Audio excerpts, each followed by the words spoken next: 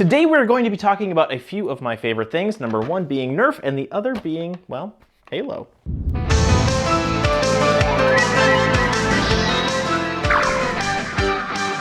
Hey, you got chocolate in my peanut butter. No, you got peanut butter in my chocolate. No, actually, you got Halo in my Nerf and Nerf in my Halo. Let's review the Mangler. First thing you need to know is that I love Halo.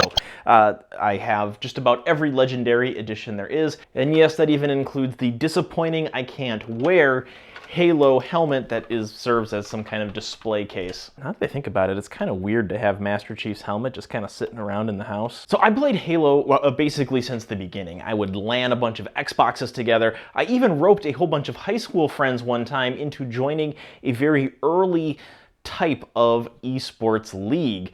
This is not about video game. This is about the Nerf Halo Mangler. Coming in at $20 US, you essentially get a very fancy Strongarm. And what you get for that is, of course, the Halo Infinite styling. It's in this really nice looking red that's covered up by this shroud that makes it look like it has a much bigger dart capacity than it does. That brings us to one of the things that I don't like about this blaster, is this shroud. It makes it super difficult to load. One trick, of course, is to load the darts in these spaces provided here, although that takes a while. Here's what you're supposed to do according to the instructions. On what is the left side of the blaster, you have to pull down this shroud, but it is very difficult. Okay, and spin this freely and load up some of the darts. So let's do that and let's fire some shots off. Okay, we'll put about 4 darts through this thing here.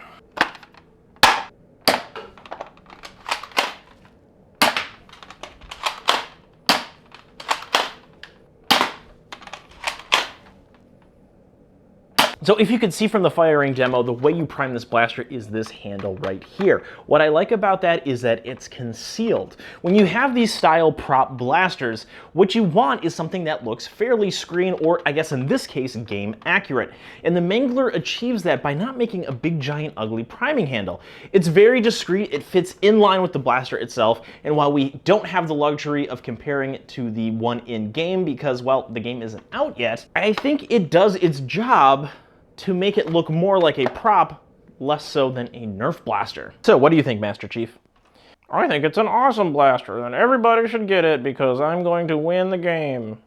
The performance of this blaster is, I would say, fairly standard. You don't have any sort of gigantic barrel that's causing a lot of dart drag or taking down the performance. What you're getting here is fairly basic, acceptable performance that, well, let's be honest, you're not really getting this blaster for performance, you're getting this because it looks like a cool Halo blaster. Taking a look at some of the other features on the blaster itself, this gigantic fork spike thing at the front of the blaster isn't rubber or even foam. This is solid plastic, so if you are using this in a battle, please be careful. This would hurt a lot. Other things to note about the appearance of this blaster is that when you hold it, it feels rather large, which if you were a 7-foot-tall cybernetically enhanced super soldier would probably feel just right. The detailing on this blaster is impressive. You can tell that they put a lot of thought and effort into making this likely as game accurate as possible. Even though this is a prop style blaster, they did include a Nerf tack rail on the top here so we can add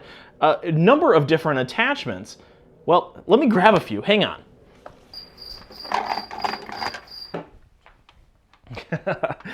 Sorry, I didn't have these handy. We could put one of my favorite accessories on there, a dart holder. And while it might seem silly to put a Rebel version on that, remember the Covenant rifles and plasma pistols and needlers are all this kind of magenta purple. As I was swapping attachments, I did notice one thing. There is this little jut out right here that makes it slightly more difficult to slide an attachment on. What you have to do is you kind of have to hook it in there so that it just barely clips and you can get it on that way. And now we have a scope from the long shot. Why not? Why not? I mean, I think this probably adds, I don't know, 20 feet per second to the dart when you put a scope on, I think. No, I'm just kidding. So it's nice to see that even as detailed as this prop-like blaster is, it does have some compatibility with other Nerf items. What do I think about this blaster? Is this something that you need to buy?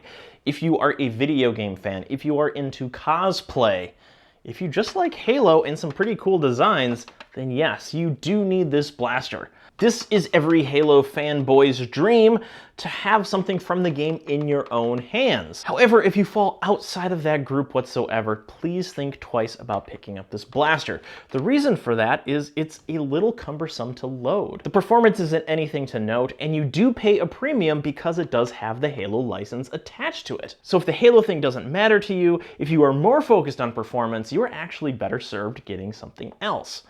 However, anybody who's into video games, anybody who's into Halo, as I am, this is a must purchase.